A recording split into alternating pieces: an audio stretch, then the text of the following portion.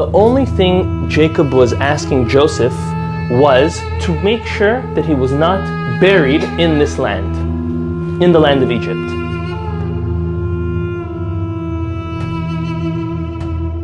Jacob and his family happened to find themselves now in the land of Egypt. Now, the year from creation, or from at least the birth of Adam, is 2238. That's when the famine took place, and that's when the Jewish people migrated from Israel into the land of Egypt. We know that Jacob lived the next 17 years of his life there. And then in this week's Torah portion, we already read about Joseph and his brothers passing away. Joseph being the first of his brothers to pass away. He passed away at 110, and that was in the year 2309. The last of the brothers to pass away, and the one to outlive them all, was actually Levi, the third son of Jacob, and he passed away in the year 2331. Okay, now just so we put stuff into perspective, the Jewish people were supposed to be originally 400 years in Egypt, in exile.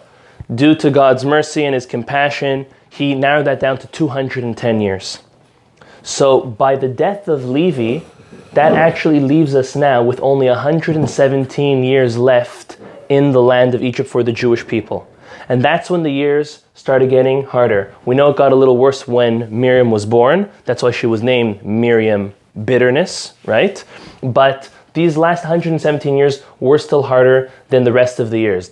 And with this, the Torah tells us that Joseph passes away and new king comes on, and he makes as if he does not know who Joseph was. He makes as if. Was it a new king? Was it the same king? He changed his opinions. He was trying to avoid it. There's no way that the same like a president of the United States or the king of any country, they definitely know their history well. There's no one like Joseph that the king or the new ruler could have overlooked. But he made as if. Now, he was only able to overlook it once Joseph and all his siblings passed on. That's where we're holding in the beginning of this week's Torah portion. And now there's a problem. The problem was the Egyptians are seeing that the Jewish people are becoming very numerous. They're multiplying. They're having many children. And if we look at the verse that the Torah describes to us about the way the Jewish people are multiplying, it's quite interesting.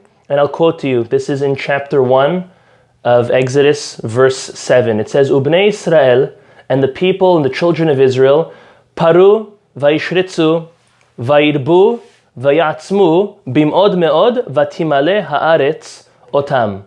So the Torah is telling us in a very lengthy manner that the Jewish people are producing. They're multiplying. If we'll take a look, there are 6 terms given over here. And the Midrash tells us something fascinating, something which might be very hard for us to even fathom. Firstly, we know as human beings, most of the time, one child is conceived. Sometimes, to some would consider lucky, to some consider a lot of hard work for the mother, and even the father, twins, triplets, quadruplets. But there's a limit. There is a limit, okay? The Midrash on this Torah portion, on this verse, tells us 3 different opinions on how many children they actually had. The first opinion, which I would say is the most conservative of them all, said they had 6 at one time. Every time a Jewish woman would get pregnant, she'd only have 6 babies. All right, that's the minimum. And 6, which makes sense, 1 for each terminology. We're going to go through those terminologies of the verse.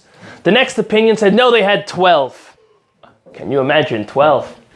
Wait. The third opinion says, that's 2 for each. The third opinion says that there were 60 babies per pregnancy. So the Midrash then continues. This is Midrash Shemot Rabbah.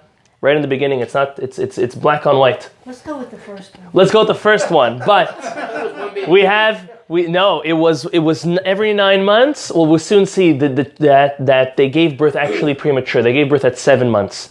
Every 7 months, there would be 6, 12, or 60 babies per mother, per woman. So what does that mean? You're frightening the kids. Yes. What does that mean?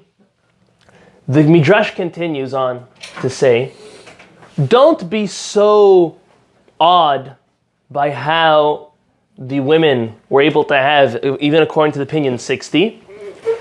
The Midrash says a scorpion gives birth to 70 babies at the same time. And one of the terminologies, the second, is vaishretzu. Vaishretzu is from the terminology of a creepy crawler. A sheretz in Hebrew means a creepy crawler. The Jews actually acted in that form, and they had so many children. So I did a little bit of research, and modern science tells us that scorpions can have up to 100 babies at a time. Now, the interesting thing about scorpions is scorpions are not insects, okay? They definitely have some properties of an insect, but they're very different because when they have their babies, they don't lay eggs. They actually are born live and whole, and they ride on their mother's back for a week or two. Is it a week or two or 10 to 20 days? 10 to 20 days until their exoskeleton gets strong and hard enough for them to live on their own. So the Midrash is telling us, don't worry.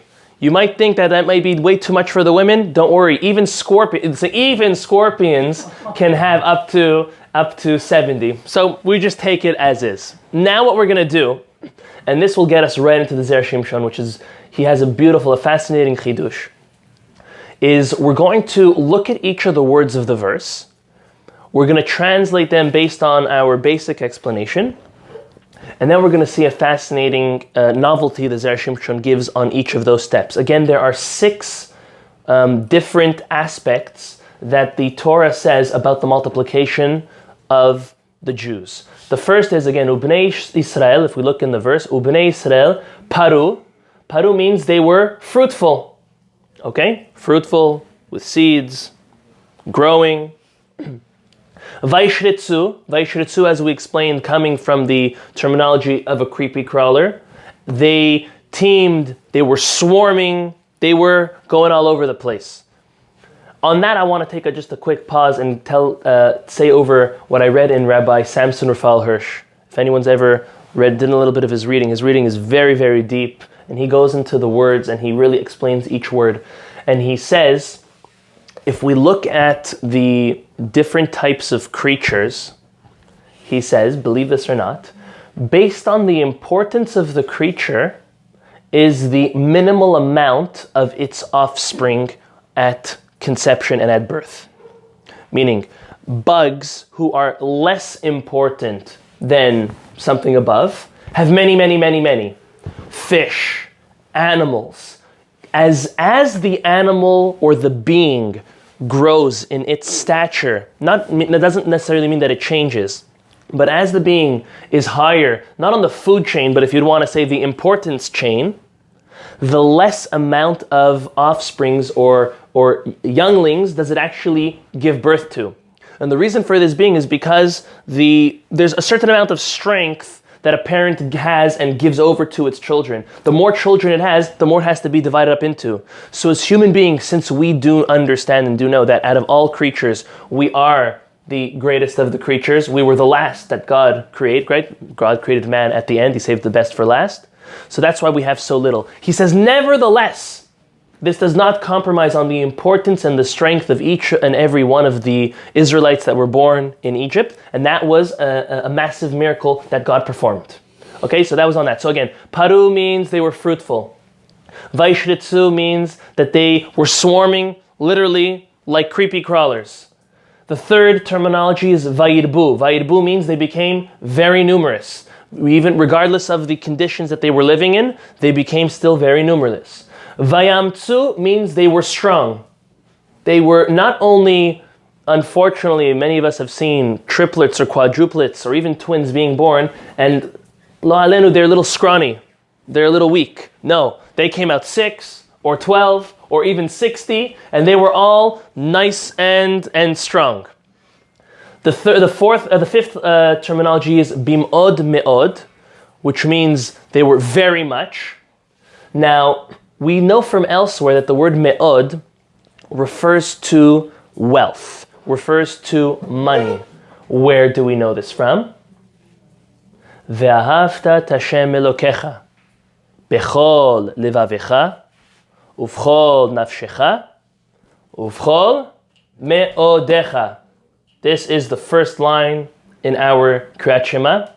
We are obligated to love God our Master with all our heart, with all our soul, and with all our wealth. Meaning we have to go to no ends to display our love to God.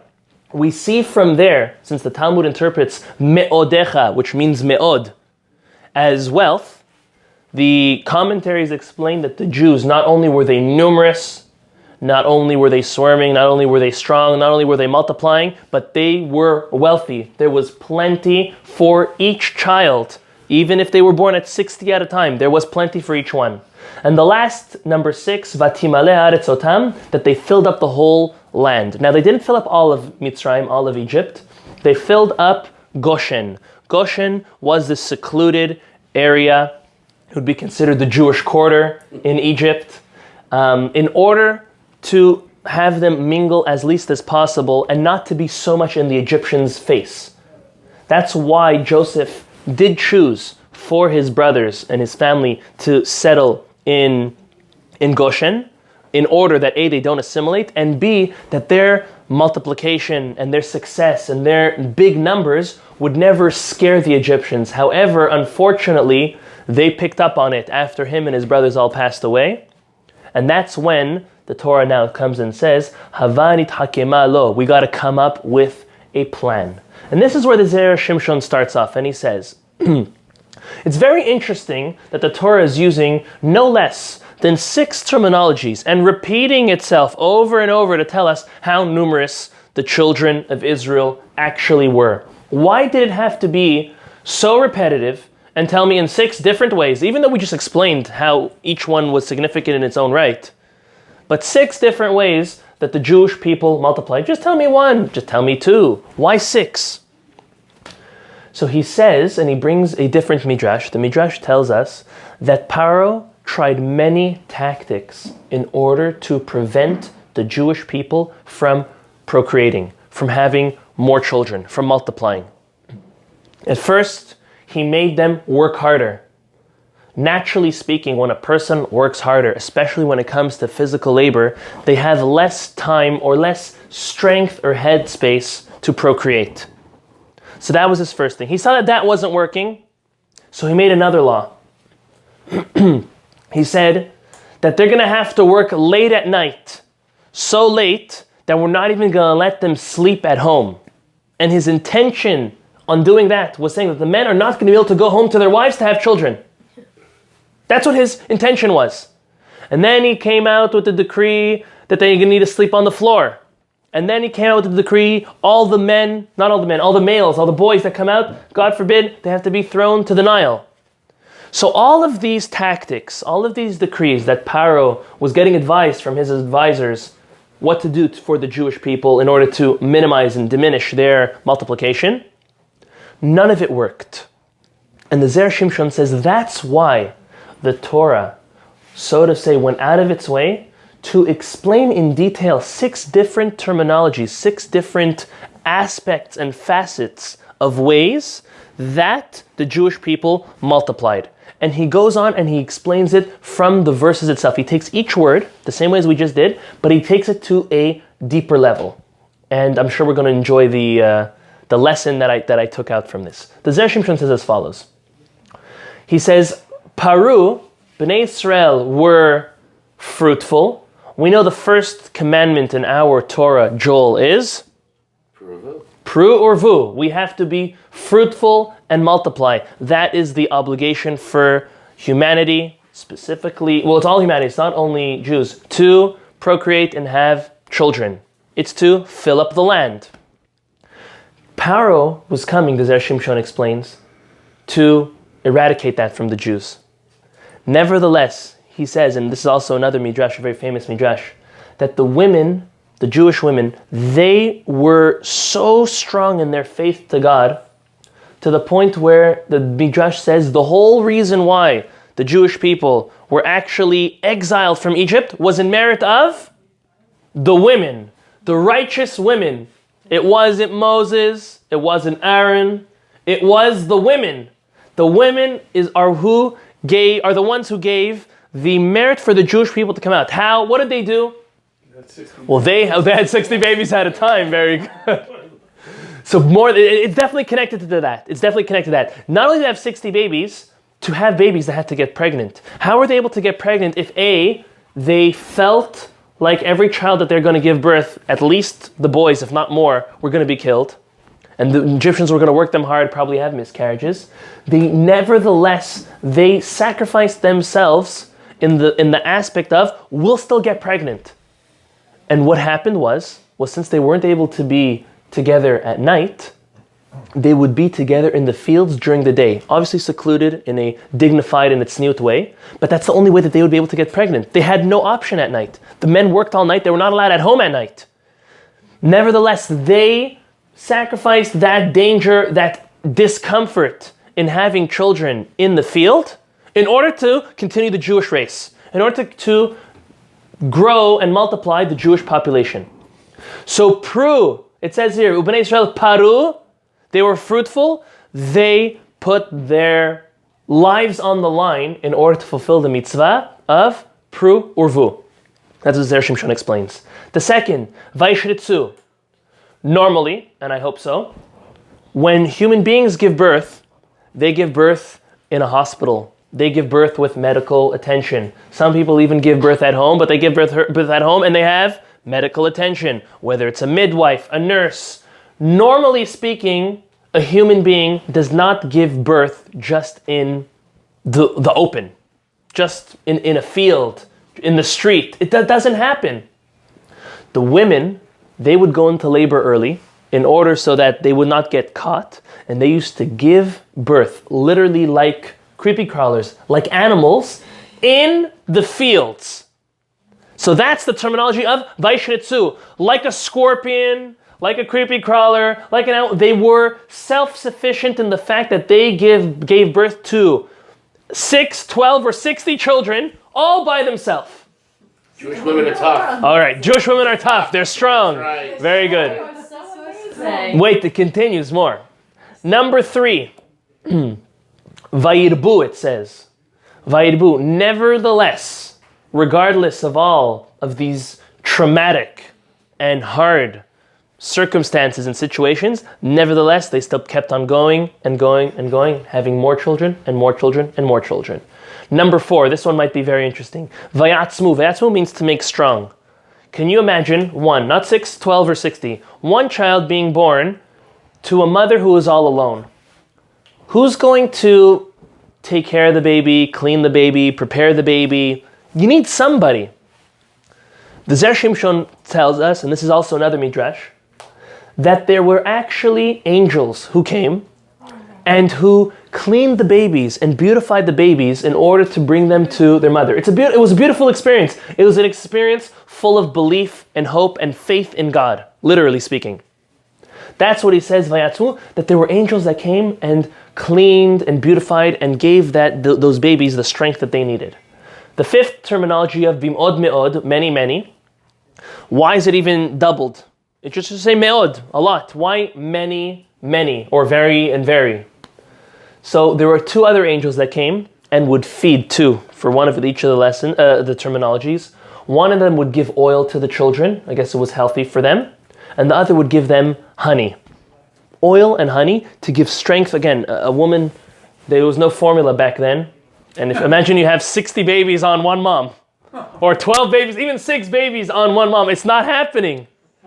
So the angels came and they fed them the oil and the honey in order to give them the strength that they needed for that first boost. Now comes, if all of this wasn't interesting enough, Listen to the last one. The last one says vatimale. This is the sixth terminology. Vatimale haaret otam. That the land was filled up with the babies. The Zera Shimshon, again, from another midrash, tells us that the land actually opened up and swallowed the babies inside the land, giving them the nutrition and the protection that they needed, which their mothers were unable to tend to. So the Zera Shimshon gives all of this. He takes all six of these terminologies. He explains each and every one, as we just did. And he says, you know why the Torah went out of his way to explain it in 6 different ways? To show us how many miracles God did just in order for the Jewish people to multiply and to continue. Which is absolutely beautiful. Now here's a lesson I wanted to take from this. And this is very applicable to all of us. We're all parents, or soon to be parents, or children, however you want to look at it. Grandparents, I'm not going to look at anyone specific because we're all young in here.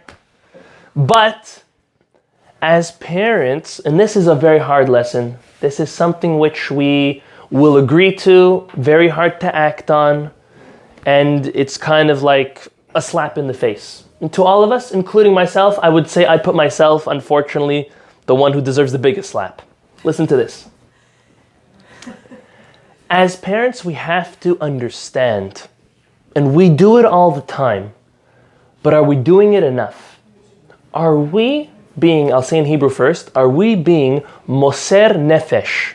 Are we self-sacrificing and devoting ourselves enough to our children or not? We all do in some shape or form. Whether it's time, monetarily, emotionally, we are all there for our children in some way or another, some more than others, but nevertheless we're there for them.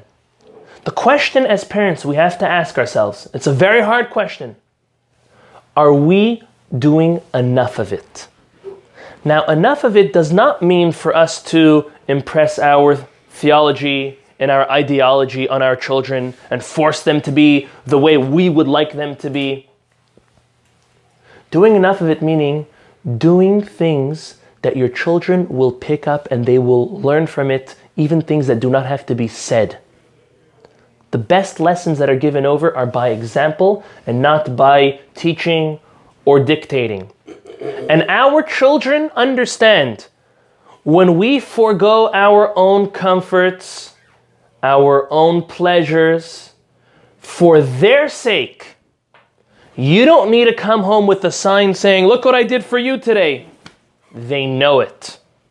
Whether they know it now or they're going to know it, they know it. And I'll say a couple of sensitive topics. Let's say you would really like to go eat at a certain restaurant which you know, unfortunately, is not kosher. Whether you're with your children or you're without your children, by you making that decision, and if you're not making that decision for yourself and not even for God, we always say, at least do it for your children. Because if you won't do it, if you won't sacrifice your comfort and your pleasure for your children, no one else can, no one else will, and they won't take whatever that topic is serious enough. If you're going on a vacation, and let's just say your children are with you, and everyone's hungry, and everyone wants to eat something, and we make it a little more difficult because we're having to resort to only fruits and vegetables or any packaged items. That sacrifice that not only the whole family, but specifically you as a parent are doing, your children pick up on that and they know that that's important to Abba and Ima. That's so important to them because they're now going to give away from their comfort. When a father wakes up early in the morning, or we have some righteous women over here, when a woman wakes up early, a mother or grandmother wakes up early to come for slichot, to be here at 6 a.m. like a soldier, your children and your grandchildren know about it. And they'll say you're sacrificing something which to most is more dear than anything, and that's sleep. And you're sacrificing your sleep to come to pray to God, to come to learn God's wisdom. Stay up late, go early, middle of the day, forego our own pleasures, our own comfort. They pick up on that mesirut nefesh, they pick up on that devotion and self-sacrifice, and that is the greatest gift and method of teaching our children that we could ever imagine of. It's the strongest way. We see in Egypt what the women did in order to have more children. They sacrificed their very being. They sacrificed their comfort. They sacrificed their dignity. Can you imagine giving birth all alone in the field? I couldn't even imagine giving birth. But imagine giving birth in the field all alone, and it's not 1, it's not 2, it's 6, 12, or 60. It's mortifying. Seriously. Marital relations in the field is mortifying. It's uncomfortable. Who's going to take care of the kids? God made miracles surround. He made miracles to those women. I'm saying specifically the women because it was in their merit more than anyone else's. He made at least these 6 that we spoke about and many, many more miracles in order for these women to have children and give birth to the children, because they went above and beyond. They put their life, they put their comfort, they devoted themselves, they sacrificed themselves in order for their children. We today, in 2018, when we sacrifice ourselves and our comforts for our children, that'll be the best investment we can do. It's not easy. That means the type of vacations we take, the school we send them to, no matter how much it costs or doesn't cost, the environment we create for them at home, their social circles. And we can't wake up when it's too late. We can't wake up when they're 15, 20, 25, 30, 35. I'll never say it's too late, because we never give up or never say it's too late for anybody or anything. Rabbi Akiva was 40 when he was learning Aleph Bet. So did Rachel, his wife, give up on him? No. How could we give up on our own children? God forbid. Never. We could never. But the earlier you start and the more devotion and self-sacrifice you do for your children's spiritual and Jewish and Torah education well-being, you will see those fruits faster and more successful than others. It's a strong concept we learned from this week's Torah portion, from the devotion and the self-sacrifice those women did. And we hope that we take the lesson. All these stories were told for us for a reason. They were not told for us to amuse us or to entertain us. That's a fringe benefit. The most important reason is in order for us to learn. Sometimes people, this will get us into the next topic. Sometimes people spend time on everybody and everything and not their own children. And that's where we have to stop and say, am I doing enough as a parent? Now, we're not supposed to beat ourselves up over it, but we should at least pause and analyze.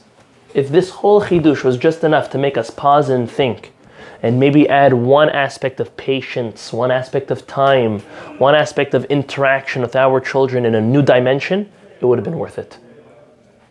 Now we're going to move on to seemingly towards the later part of this week's Torah portion. And that's when Moses actually has met God. God has appeared to him for the first time in the form of a burning bush, and commands Moses, now you go to Egypt, you will speak to Pharaoh, and command him to let my people go. Moses was 79 when he met God, when God appeared to him. A lot older than many of us would have ever thought. When Moses actually comes and approaches Pharaoh, from the moment of his approach until the Exodus and the giving of the Torah was no longer than 12 months. Moses stood at Mount Sinai 80 years old. And that's why he lived another 40 till 120, those 40 years wandering in the desert. Moses is approached by God, and they had 7 days of negotiations, 7 days of back and forth of God trying to convince Moses to take on this mission as the savior of the Jewish people, as the messenger of God. And finally, Moses caves in, gives in to God. He goes and asks permission from his father-in-law to leave because he swore to him he would never leave. And Yitro gave his blessing and said, make sure you take care of my daughter and my 2 grandsons. And he let them go. On his way, there was a very interesting episode the Torah speaks about. It's only a couple verses. Many overlook it. Many know about it, have heard about it, but never really stopped to ask exactly what happened over there. And I'll read to you the verse. The verse says as follows. This is chapter 4, verse 24. Vayhi baderech bamalon. So Moses now is traveling to Egypt with his wife and 2 kids, according to many opinions. Some say he even sent them before, but let's just go with the opinion. He is traveling with his wife Tzipora and his 2 children, Gershom and Eliezer. And he stops at an inn. Malon is literally translated as a hotel, but there was no hotels there. It was definitely some type of inn. No Hyatt. Okay, no Hyatt, right. Hotels.com. Now, Vayfgeshehu Adonai Vayvakesh Hamito.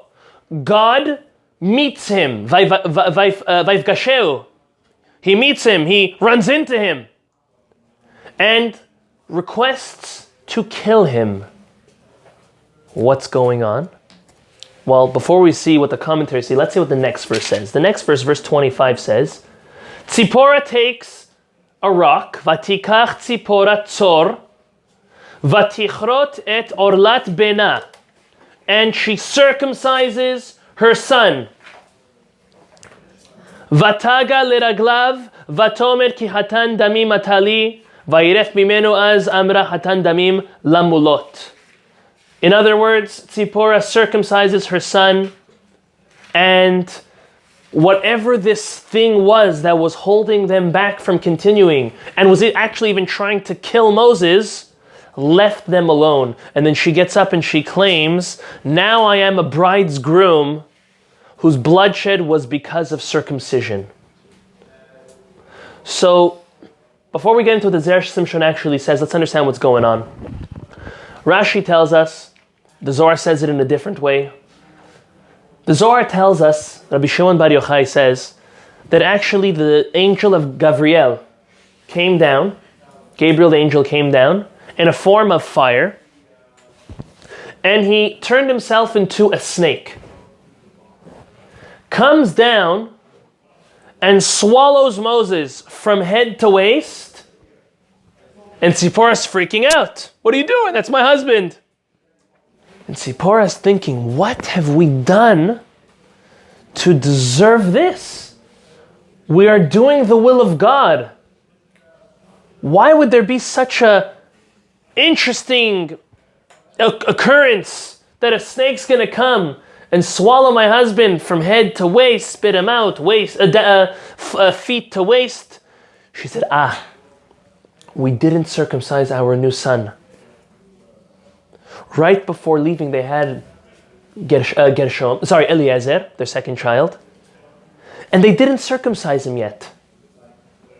And she realized it must be, since we have not circumcised our son, that this serpent has come and is harming my husband. So she quickly took a rock and she circumcised her son.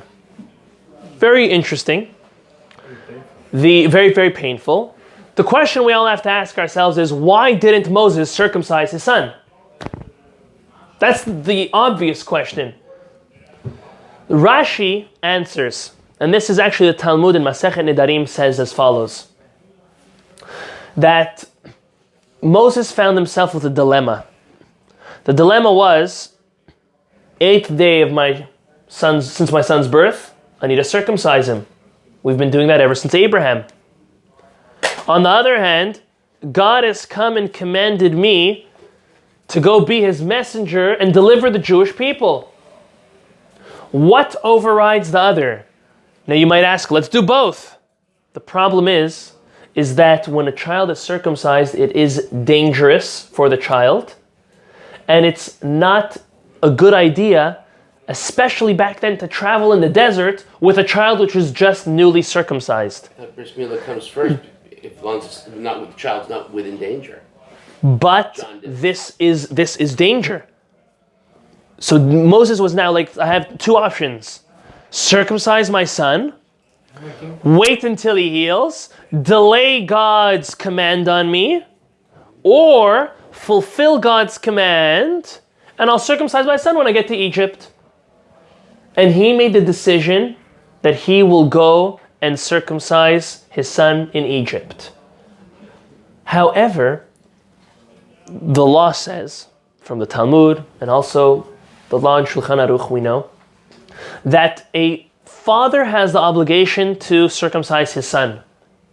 However, if the child is not circumcised, the sin is on the child, not on the father. Now, the sin could only be on the child, not only every moment, but most importantly when the child's old enough to circumcise himself or to seek someone to circumcise him. But it should not be Moses it should not be Moses' fault. He should not be the one to blame by not circumcising his son. So even if he made the wrong decision and he should have circumcised his son and he should have delayed going to Egypt, he should not be punished for not circumcising his son. It's not his problem. It's his obligation. He's maybe foregoing that Torah commandment and obligation to circumcise his son, but he's not punishable on account. Only the individual himself, the child himself, is punishable on that account. So that was the issue. And Moses obviously made the wrong decision. Tzipporah picked up on it and said, let me circumcise my son Eliezer. And then right away the serpent retracted and vanished. So she saw that she was correct in her analogy of what the issue actually was. Comes the Zera Shimshon and asks, what's the big deal? What's the relation? What's the connection between Moses not circumcising his son and him being punished for that? He was, after all, told by God to go and deliver the Jewish people. Listen to what he says. He says, if it was in a time of anger, he understands that even in a time of anger, when God's angry at the Jewish people, then even an individual who doesn't do something positive could be punished. But on the opposite, he says, this was a time of salvation. This was the beginning of the salvation. In 12 months from now, the Jewish people are leaving Egypt. There's no reason why Moses should have been punished or even endangered on the account of not circumcising his son, he says. And Pikuach nefesh, but he could have delayed. He should have delayed, so that was his mistake. But why Brit Milah? And his major question is, why does Tzipporah say, and I'll quote you the following, why does she say, after the serpent has released Moses, she says, I'll read it to you in Hebrew, Ki hatan damim atali, now here, Az amira hatan damim lamulot, which means, now I'm a bridegroom. A bridegroom bloodshed was because of circumcision. The Zera Shimshon says it should have said circumcision in a singular form. La milah. Why does it say la mulot in a plural, alluding to circumcisions? It's only the circumcision of her son. Why is he including all of these plural circumcision? It's just the circumcision of Eliezer, the Zera Shimshon says. So he goes and continues on by answering and saying, Abraham was promised that if he does a Brit Milah to himself, again, Abraham was the first to circumcise himself. If he does a Brit Milah to himself, he will have the merit of having Moses, who will circumcise the Jewish people and bring them out of the depths of impurity that they will be during their exile. The Zera Shimshon on that account says, we see a clear connection to Moses' very birth and circumcision. The reason why Moses ever came to this world was because Abraham circumcised himself. It was the promise Abraham was given by circumcising himself. Why was he judged so stringently? We know God judges the righteous people more stringently than the rest. They have a greater responsibility, and unfortunately they're also judged more deeply and more scrutinized on their deeds. The Zera Shimshon says, Moses had no right to delay or procrastinate in any way possible anything that has to do with circumcision. Because his task, not only was he brought into this world on account of circumcision, his task was to go and circumcise the Jewish people in Egypt. A very unknown common fact was that was one of the first things that the Jewish people stopped doing in Egypt. They stopped circumcising the boys. They completely stopped. The Zohar says most, if not all, of the problems that took place in Egypt was because they did not circumcise the men. The boys did not circumcise their children. So it was a very sensitive topic for Moses. He came to this world because of the circumcision of Abraham. His task was to go circumcise the Jewish people while they were coming out of Egypt. As we know, the same time that they brought the Paschal sacrifice, Moses went around circumcising everybody. So he had no right in any way possible procrastinating or showing any lack of importance to the concept of circumcision. And that's why he was judged very stringently. The way the Me'am Loez puts it so beautifully, he says he was getting ready and involved for what he had to do for others before taking care of his own son. And on that note, that's the lesson I want to bring out from this. That in life, we do a lot for others. We do a lot for our children as well. But sometimes we find ourselves caught up in chesed, acts of loving kindness, good deeds, spending time with people, giving others, doing for others. But do we put our children first? Do we put our spouse first? Very often, you can be there for anyone and everyone else. You know, another man, another woman, they need someone to talk to. You're there. Your ears are theirs. Your wife wants to talk to you. Don't have time. Your husband wants to talk to you. Busy with something else. Your children want to talk to you. They want to go out with you. They want to speak to you. They want to ask you for advice. You don't have time for them. But a random person, or maybe even a friend, or a neighbor, they need your time, they need your advice. You're there. You're available right away. Why is that? Answer is it's wrong of us. We need to, and I'm talking to myself more than everybody, we need to put our family first. We need to put our children first, our spouses first. As we're always reminded, who will be there for us as we grow old? It will not be your employer. It will not be your employees. Most probably will not be your friends or your neighbors. It will be your spouse and it will be your children. That is the everlasting relationship we need to invest in more than any other relationship.